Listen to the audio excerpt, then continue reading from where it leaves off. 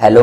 आज की इस वीडियो में हम क्लास 12 का chapter number 5 retirements of partner का ये टॉपिक करने वाले हैं। आज हम दो टॉपिक करेंगे एक ही वीडियो में, जिसमें revolutions of assets and liability है और साथ में जो भी रिजर्व है या फिर एक्यूमुलेटेड प्रॉफिट और लॉस है उनका एडजस्टमेंट किस प्रकार से किया जाएगा।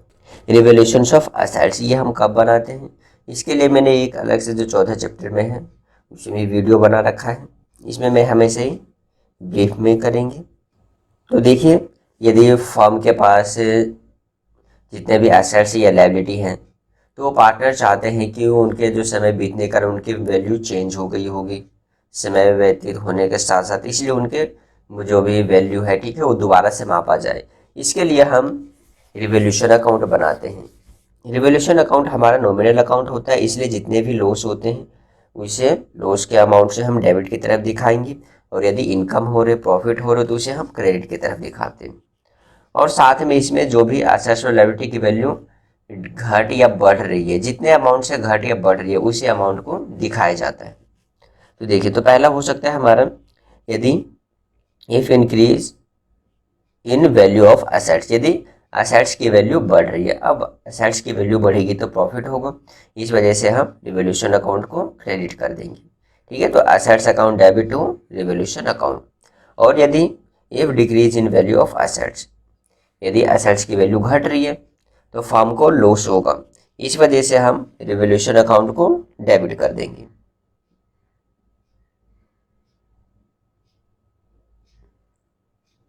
Revolution account debit to assets account. अब देखिए लायबिलिटी है,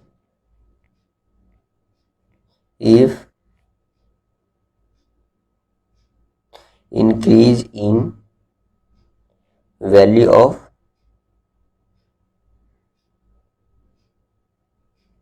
लायबिलिटीज। ठीक है, यदि लायबिलिटी की वैल्यू इंक्रीज होगी तो फर्म को ज़्यादा पेमेंट करना होगा, इस वजह से लॉस होगा। तो इसी प्रकार हम रिवोल्यूशन अकाउंट को डेबिट कर देंगे। Revolution account debit to liabilities account.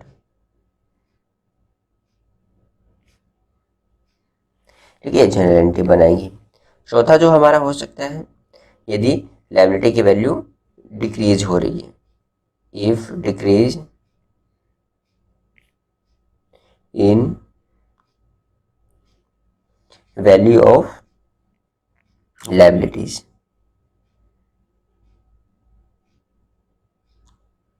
तो देखिए, जब लायबिलिटी की वैल्यू डिक्रीज होगी मतलब घट रही है तो प्रॉफिट होगा, इसलिए लायबिलिटी को हम डेबिट करेंगे और रिवोल्यूशन को क्रेडिट।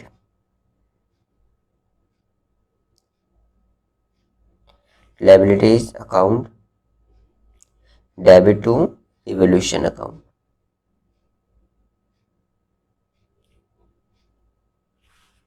ये जनरल एंट्री करेंगे हम।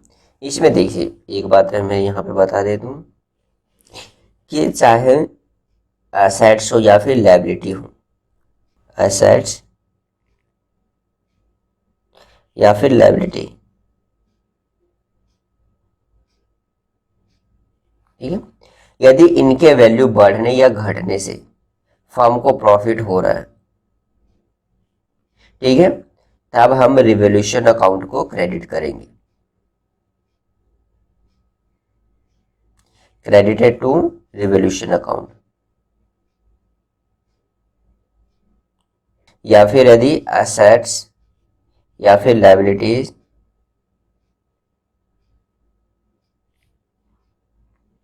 की वैल्यू बढ़ने या घटने से, ठीक है, इनकी वैल्यू बढ़ने या घटने से लॉस होता है, ठीक है, तो उस कंडीशन में हम रिवोल्यूशन अकाउंट को डेबिट कर देंगे,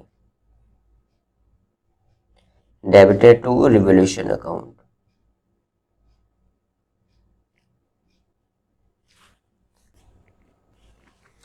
अब इसके बाद जो भी रिवोल्यूशन अकाउंट जो हमने बनाया है उससे या तो फर्म को प्रॉफिट होगा या फिर लॉस होगा। तो यदि लॉस होता है, इफ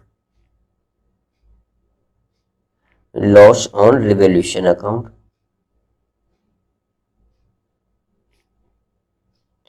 ठीक है। तो हम जो जनरल एंट्री बनाएंगे इसमें तो जो भी प्रॉफिट या फिर लॉस होगा तो उस लॉस के अमाउंट को हम पार्टनर्स के कैपिटल अकाउंट में ट्रांसफर कर देते हैं या फिर करंट अकाउंट में। तो लॉस होगा इस वजह से पार्टनर्स का जो कैपिटल होगा कम होगा, इस वजह से उनके कैपिटल अकाउंट को हम डेबिट कर देंगे, ठीक है। तो all partner capital account debit to revolution account. और यदि प्रॉफिट होता है तो उल्टा कर देंगे हम इस एंट्री को, ये profit on revolution account.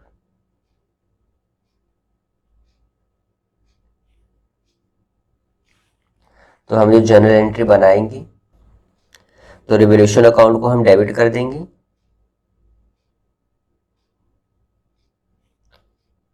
Revolution account debit to all partner capital account, ठीक है। और साथ में इस बात को ध्यान रखना जो हम ऑल पार्टनर्स के कैपिटल अकाउंट को डेबिट करेंगे वो इनके ओल्ड रेशियो में करेंगे हम, ओल्ड रेशियो, ओल्ड रेशियो।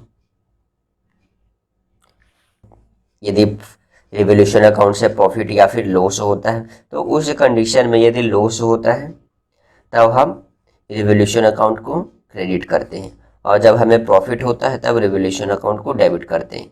लेकिन एसेट्स और लायबिलिटी की वैल्यू बढ़ने या घटने से यदि प्रॉफिट होता है तो उस कंडीशन में रिवोल्यूशन अकाउंट को क्रेडिट किया जाता है, और यदि लॉस होता है एसेट्स और लायबिलिटी की वैल्यू बढ़ने या घटने से तब रिवोल्यूशन अकाउंट को हम डेबिट करेंगे, उल्टा है इसमें। अब हम अपना दूसरा टॉपिक करते हैं जो रिजर्व या फिर एक्यूमुलेटेड प्रॉफिट और लॉस को किस प्रकार से बांटेंगे। तो इसे भी यदि फर्म्स के पास से फर्म्स के बुक्स में रिजर्व या फिर एक्यूमुलेटेड प्रॉफिट या लॉस दिखाया हुआ है तो इसे भी हम बांट देंगे, और यह भी ओल्ड रेशियो में बांटा जाएगा। For distributing of reserve and accumulated profit,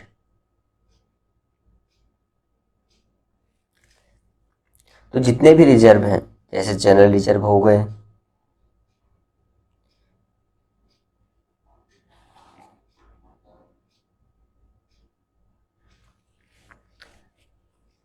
या फिर रिजर्व फंड,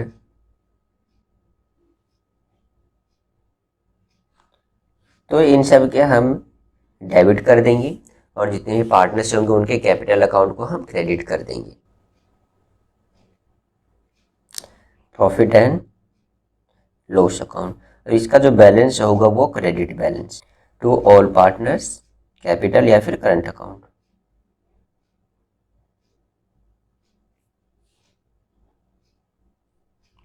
कैपिटल या फिर करंट अकाउंट। और ये जो हम बांटेंगे ये इनके ओल्ड रेशियो में, ओल्ड रेशियो। और ये तो प्रॉफिट हो गया। यदि लॉस होता है, ये हमारा दूसरे का पहला था, यदि दूसरे इवन यदि लॉस हो जाता है फॉर डिस्ट्रीब्यूटिंग ऑफ लॉस,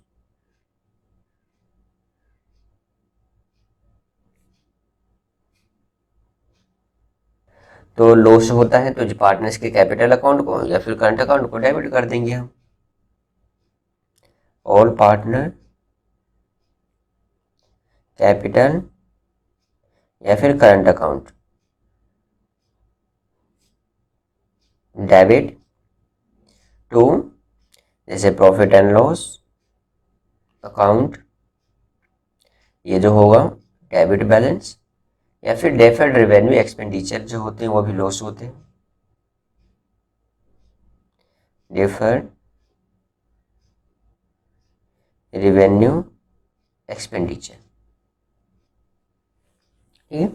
ये भी जो पार्टनर्स के कैपिटल या करंट अकाउंट को डेबिट करेंगे ओल्ड रेशियो में।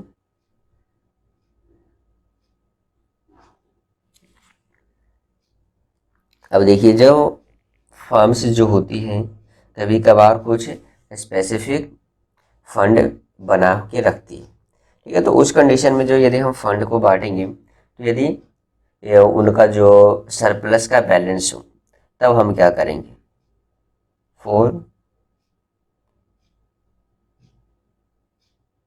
डिस्ट्रीब्यूटिंग ऑफ सरप्लस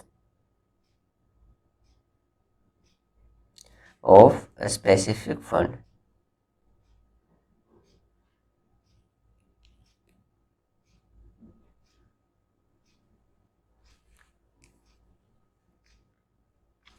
तो देखिए तो स्पेसिफिक फंड जो हो सकते हैं वो जैसे एक वर्कमैन कंपनसेशन फंड हो जाएंगे या फिर इन्वेस्टमेंट फ्लक्चुएशन फंड हो जाएंगे, ठीक है। तो इन सब को भी हम बांट देंगे। यदि सरप्लस बैलेंस है तब जो भी फंड बने हुए हैं, ठीक है, उनके बैलेंस को उनके अकाउंट को डेबिट करेंगे हम।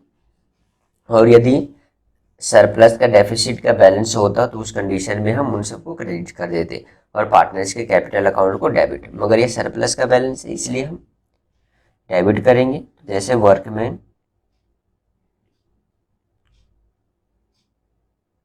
Workman compensation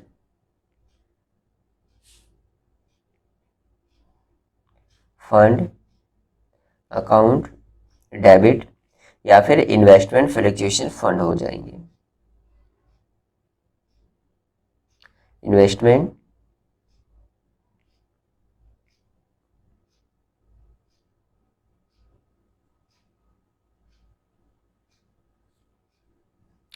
account debit to all partner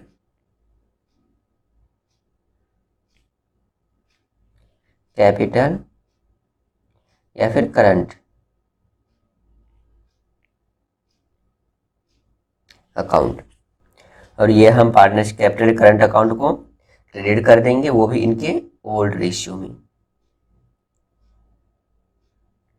ठीक है। तो ये सारे ट्रीटमेंट करने पड़ते हैं।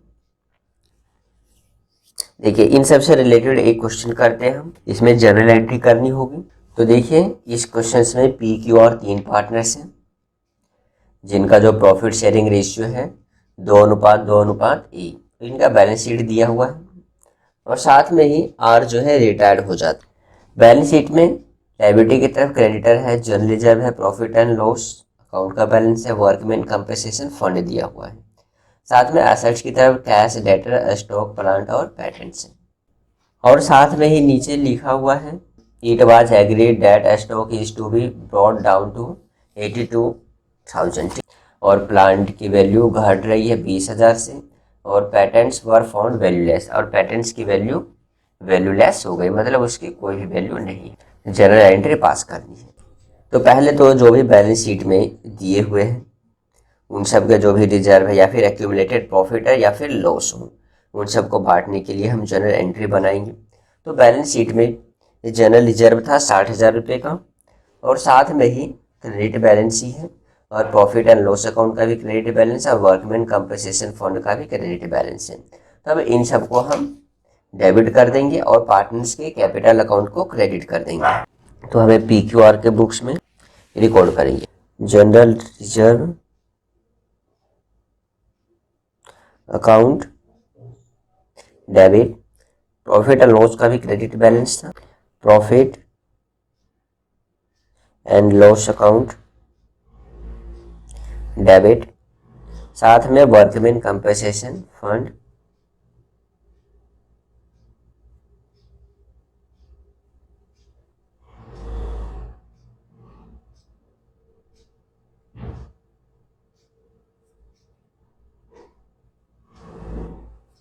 Account debit. जितने भी पार्टनर्स हैं उन पार्टनर्स के कैपिटल अकाउंट को हम क्रेडिट कर देंगे, मतलब बांट देंगे। ये जो जनरल रिजर्व प्रॉफिट जो भी बचता है यदि बुक्स में पहले से ही दिखाया हुआ है तो जितने भी पार्टनर्स होते हैं सभी पार्टनर्स का होता है, इसलिए सभी पार्टनर्स में ये सब बांटा जाता है, ठीक है। तो to P's capital to Q's capital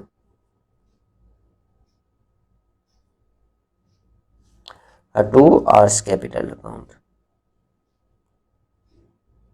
तो बैलेंस शीट में देखते हैं, जनरल रिजर्व का बैलेंस है 60,000 रुपये और प्रॉफिट एंड लॉस का बैलेंस है 15,000 रुपये और जो है वर्कमैन कंपनसेशन फंड का बैलेंस है 10,000 रुपये। तो इन सबको जो हम बांटेंगे इनके ओल्ड रेशियो में, जो P Q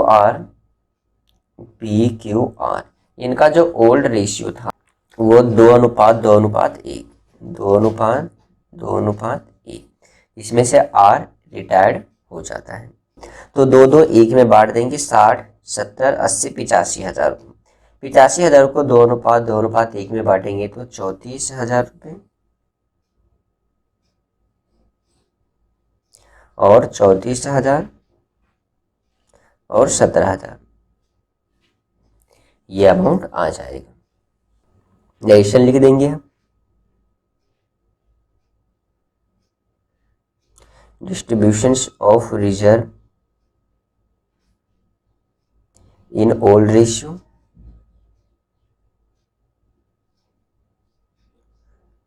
to old partner.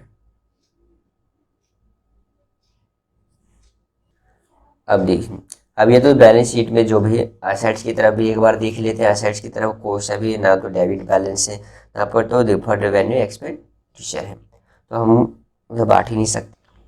देखिए, अब जो भी जितने भी एसेट्स और लायबिलिटी की वैल्यू घट बढ़ रही है उसके लिए हम जर्नल एंट्री बनाते हैं। तो यहाँ पे स्टॉक की जो वैल्यू घट कर कितनी हो गई है, 82,000 रुपये। साथ में लैब प्लांट्स की वैल्यू 20,000 से घट गई है और पेटेंट्स की वैल्यू लेस हो गई है। तो देखिए, जो हमारा स्टॉक है, स्टॉक की वैल्यू घटकर 82,000 रुपये हुई है। बैलेंस शीट में देखते हैं, बैलेंस शीट में कितना दिया हुआ था स्टॉक, 90,000 रुपये का। बैलेंस शीट में स्टॉक की वैल्यू 90,000 है, जबकि घट के कितनी हो गई, 82,000। 8,000 से स्टॉक की वैल्यू घट गई है, मतलब 8,000 का लॉस हुआ है। इसलिए जो हम स्टॉक में 8,000 रुपये दिखा देंगे हम, 8,000।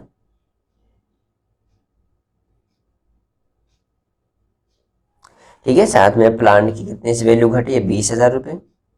तो प्लांट की हमने 20,000। पेटेंट्स की वैल्यू कितने, पूरे ही वैल्यू लेस हो गई है, मतलब कोई उसकी वैल्यू नहीं बची। पेटेंट्स की वैल्यू कितनी थी, बैलेंस शीट में देखेंगे 22,000 रुपये। तो 22,000, इन सब के वैल्यू घटने से हमें लॉस कितने का हो गया, कुल 50,000 रुपये। तो 50,000 को हम रिवोल्यूशन अकाउंट के दिखा देंगे। अब इससे रिवोल्यूशन अकाउंट से जो भी प्रॉफिट होता है या लॉस होता है, उस लॉस को हम पार्टनर्स के कैपिटल अकाउंट में ट्रांसफ़र करते हैं। तो यहाँ पे रिवोल्यूशन अकाउंट डेबिट हो रखा है, मतलब लॉस हुआ है 50,000 रुपये का। क्रेडिट का बैलेंस है नहीं रिवोल्यूशन अकाउंट का, यदि होता तो हम माइनस कर देते, एडजस्ट करते। तो अब इस 50,000 को हम जो लॉस का बैलेंस है इसे पार्टनर्स के कैपिटल अकाउंट में ट्रांसफ़र करेंगे। यदि हम ट्रांसफ़र करते हैं तो उनका जो कैपिटल का बैलेंस होगा वो घटेगा, और जब भी एक पार्टनर्स का कैपिटल घटता है तो उनके कैपिटल अकाउंट को डेबिट करते हैं। तो इस वजह से यहाँ पे नरेशन लिख देते हैं, decrease in value of assets. अब यहाँ पे हम जनरल एंट्री बनाएंगे रिवोल्यूशन अकाउंट में लॉस होने के कारण। तो जितने भी पार्टनर्स हैं सबके कैपिटल अकाउंट को डेबिट करेंगे हम। तो P's capital account debit, Q's capital account debit, R's capital account debit. To किस कारण से लॉस हुआ है, रिवोल्यूशन अकाउंट के कारण, इसलिए टू रिवोल्यूशन अकाउंट। अब 50,000 को हमें इनके ओल्ड रेशियो में बांटना है। ओल्ड रेशियो इनका कितना है, 2:2:1। तो इस रेशियो में बांटेंगे तो कितना आ जाएगा, 20,000 रुपये, 20,000 रुपये और 10,000 रुपये, total 50,000। Loss on revolution transfer to partners capital account in old ratio.